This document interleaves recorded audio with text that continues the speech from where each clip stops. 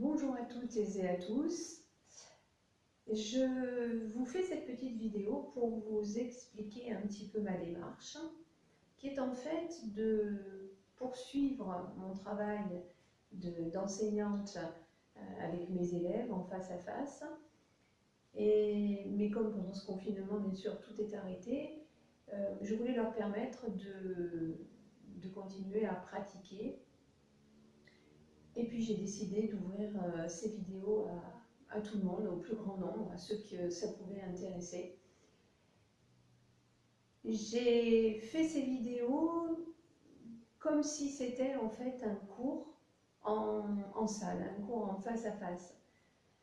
Pour que ce soit accessible aux débutants, j'ai choisi de faire des séquences assez simples. Et je donne pas mal de détails aussi pour que tout le monde puisse pratiquer en confiance et, et peut-être simplement en écoutant, pas en regardant, mais en écoutant. Les images sont là pour rassurer, sont là pour montrer à ceux qui ne se feraient pas confiance, mais vous pouvez tout aussi pratiquer simplement en écoutant les vidéos. Alors, je vous conseille de préparer votre matériel avant de démarrer, c'est-à-dire pas simplement le tapis, bien sûr, mais aussi si vous avez des briques. Mais si vous n'en avez pas, utilisez de simples coussins ou des coussins un peu plus adaptés au yoga, mais peu importe, les coussins normaux font l'affaire aussi. Coussin de méditation si vous en avez un, et si vous méditez sur un coussin, sinon préparez la chaise, car au moment de la méditation, vous aurez besoin peut-être de la chaise, et pour certains exercices, la chaise peut être une adaptation également. Donc préparez la chaise, et puis éventuellement une sangle ou un foulard long si vous avez, parce que ça peut aider, c'est très utile. Donc, une fois que vous avez préparé tout votre matériel, que vous l'avez à disposition, j'ai oublié la couverture. N'oubliez pas la couverture, car elle aussi peut servir de support pour se caler, pour que les choses soient plus agréables. Par exemple, moi, certaines fois, j'ai besoin de mettre la couverture sous mes genoux quand je suis à quatre pattes, parce que il y a des jours où mes genoux sont sensibles. On peut s'en servir, la rouler pour s'asseoir dessus dans certaines postures.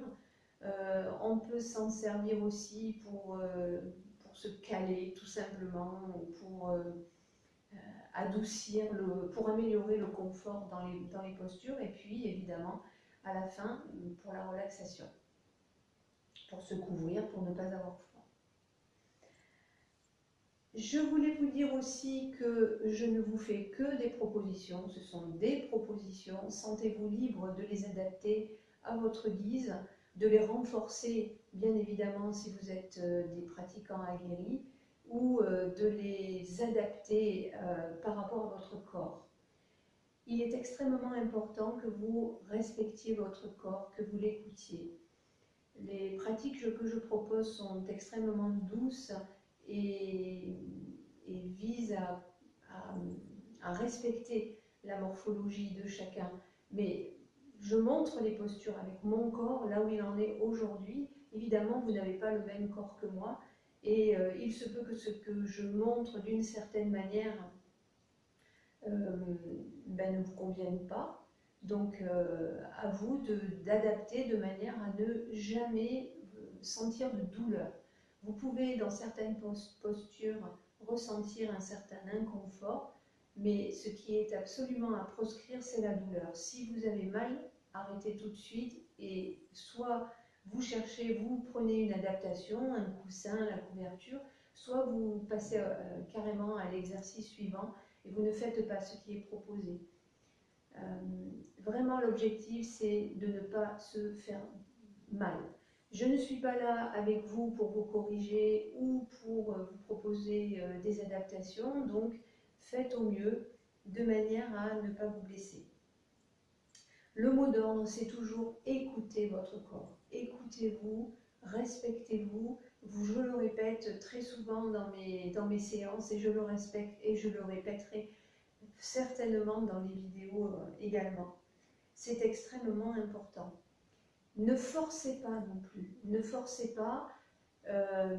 Vous n'êtes en compétition avec personne, bien sûr, en ce moment vous pratiquez tout seul, donc, ou peut-être avec un membre de votre famille, mais vraiment l'important c'est de ne pas forcer. Il n'y a de compétition avec personne et encore moins avec soi-même. Je sais que c'est extrêmement difficile de respecter cette consigne, mais pour moi ça a été extrêmement difficile aussi, donc je sais ce qu'il en est. Mais c'est important, toujours écouter, écouter, écouter son corps, sa respiration, son mental, écouter où on en est aujourd'hui, ne pas juger, accueillir simplement. Parce qu'aujourd'hui c'est comme ça, demain ça sera autrement. Enfin, pour ceux qui débutent, le principe de base du yoga, c'est que le mouvement est synchronisé avec le souffle. Le souffle commande en fait. Donc si votre respiration est relativement rapide, eh bien vos mouvements devront être rapides. Si votre respiration est plus lente, alors vos mouvements seront plus lents.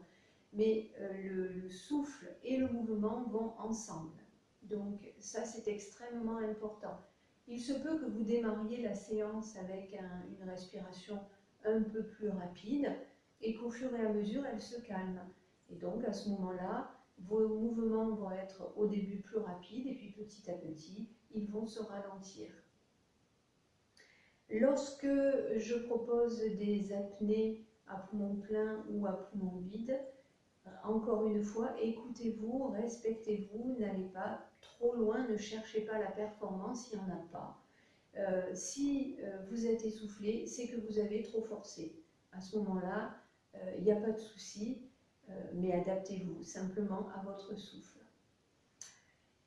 Si vous vous perdez pendant les mouvements, s'il y a des choses, parce que ce n'est pas évident au départ, si vous vous perdez, ce n'est pas grave du tout. Acceptez-le, accueillez-le. Aujourd'hui, encore une fois, c'est comme ça. Demain, ça sera autrement. Tout simplement. Le but, c'est de s'adapter à l'instant présent. Et c'est bien finalement ce que nous demande cette pause forcée du confinement. Nous adapter à l'instant présent et passer cette période au mieux.